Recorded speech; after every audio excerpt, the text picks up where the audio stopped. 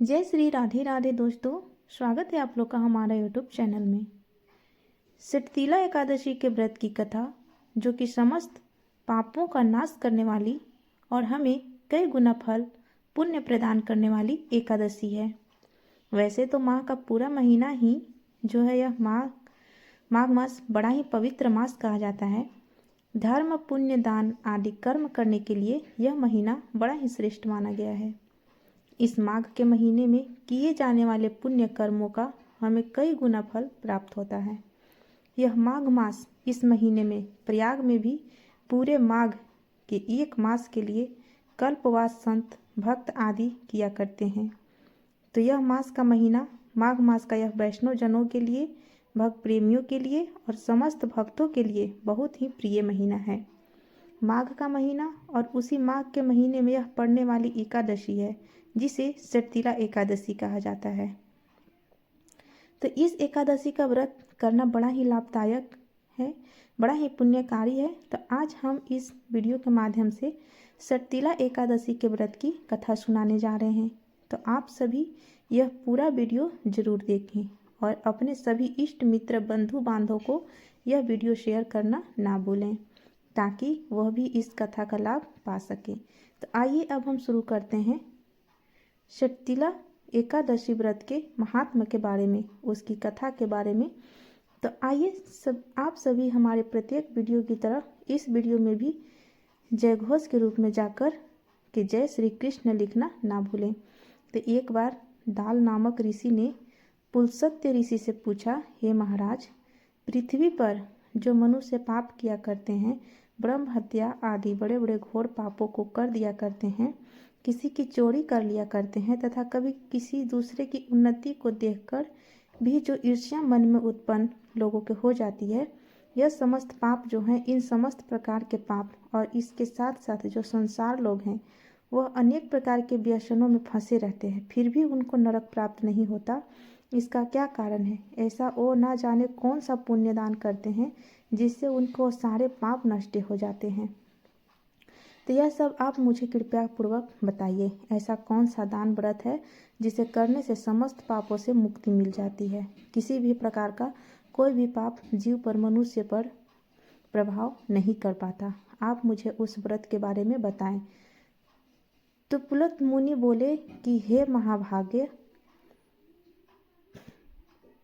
है और यह जन कल्याण के लिए बड़ा ही लाभदायक प्रश्न है।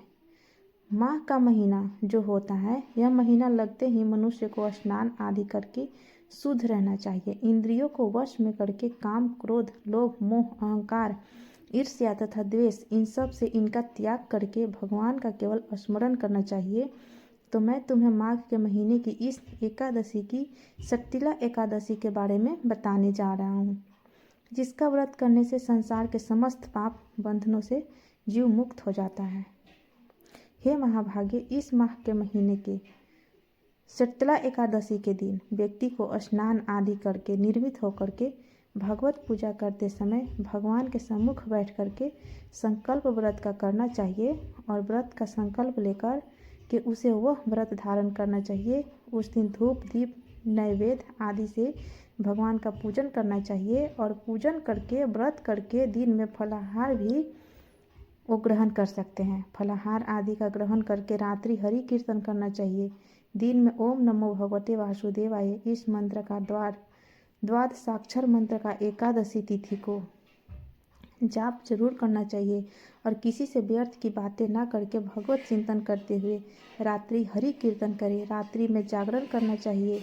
ये षटतिला एकादशी है। इस षटतिला एकादशी के दिन तिल के 6 प्रकार से उसका प्रयोग किया जाता है।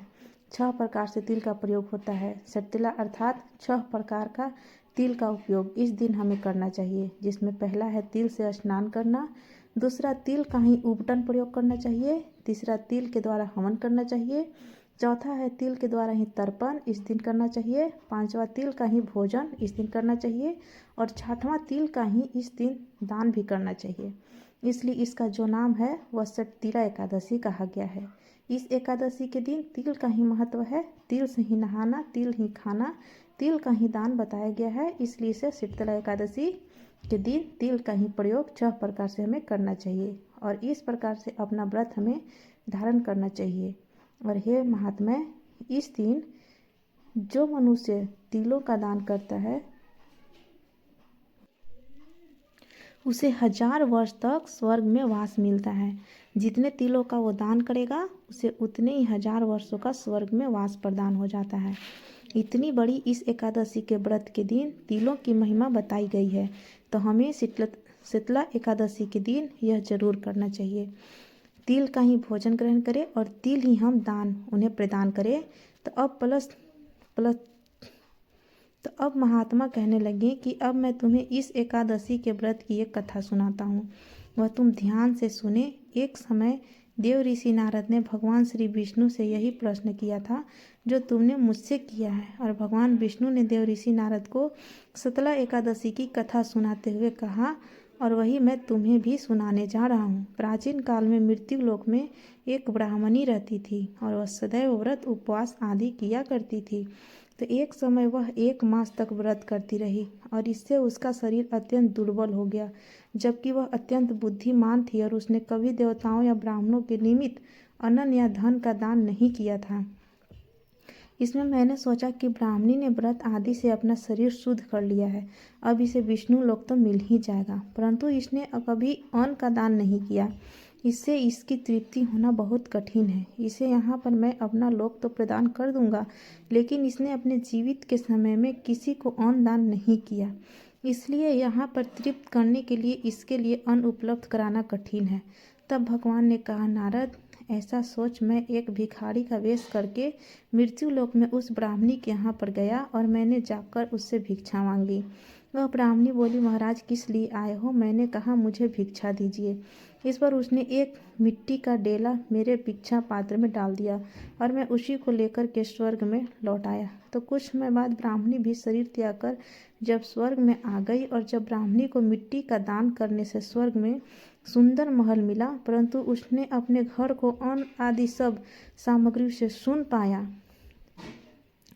1 मास का उसने व्रत किया, इसलिए उसे मेरा लोक प्राप्त हुआ। मिट्टी का ढेला प्रदान के कारण नारद उस ब्राह्मणी को महल तो मिल गया, लेकिन अपने जीवन में कभी अन्न दान नहीं किया, कभी कुछ दान नहीं किया, इसलिए उसे उस महल में कुछ भी प्राप्त नहीं हुआ।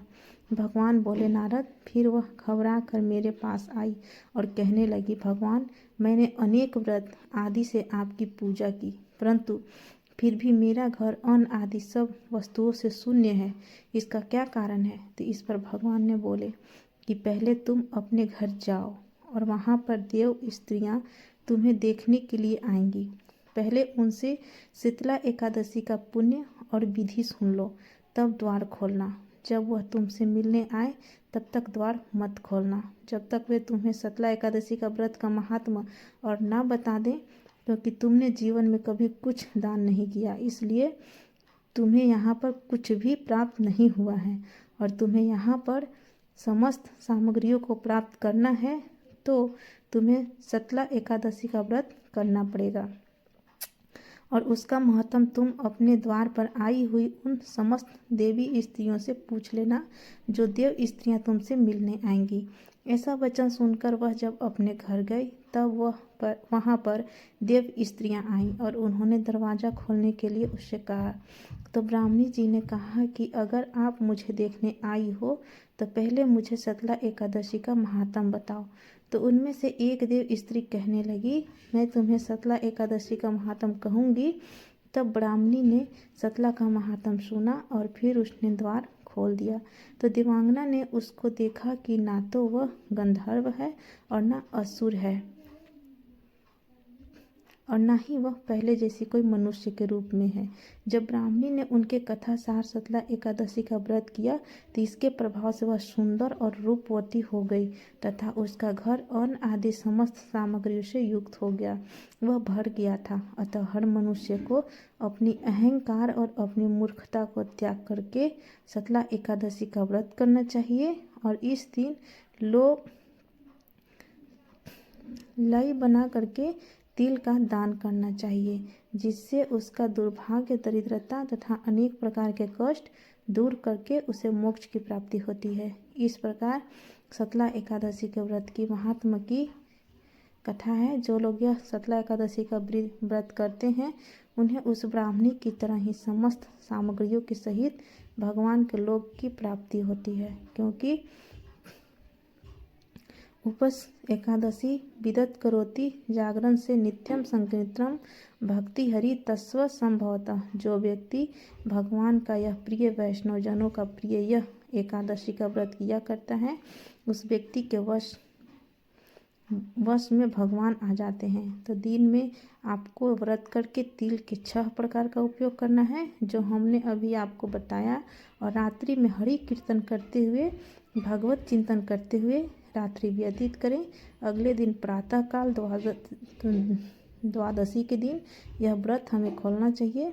द्वादशी की तिथि में ही एकादशी का व्रत खोलना सर्वाधिक उचित माना जाता है, इसलिए द्वादशी की तिथि में यह व्रत अपना पारण कर लें। पारण मतलब व्रत को खोल लेना चाहिए। व्रत को खोलने के लिए पहले हमें ब्राह्मणों को भोजन कराएं या गाय को आटे का रोटी प्रदान करके उसके बाद अपना व्रत आप खोल सकते हैं। द्वादशी के दिन भी धूप दीप नैवेद्य आदि से पूजा करके भगवान का पूजन करके भगवान का खिचड़ी का भोग लगाएं और उसके बाद भगवान को पेठा नारियल और सीताफल सुपारी का अर्घ दे करके स्तुति करें, जिससे भगवान हमारा अर्घ स्वीकार करें और भगवान हमारी समस्त मनोकामनाओं को पूर्ण करें। और उसके बाद अपना व्रत पालन द्वादशी के दिन करना चाहिए। तो आज हमने जाना कि शीतला एकादशी के व्रत को हमें कैसे करना है, उसके व्रत की कथा क्या है, और उसकी संपूर्ण कथा को आज हमने इस वीडियो के माध्यम से सुना है। तो अब हम फिर मिलते हैं एक आगामी नई वीडियो के साथ में। तब तक के लिए आप यह वीडियो को सभी को शेयर करें। आप सभी हमारे प्रत्येक वीडियो की तरह इस वीडियो में भी जय घोष के रूप में जाकर के जय श्री कृष्णा लिखना ना भूलें।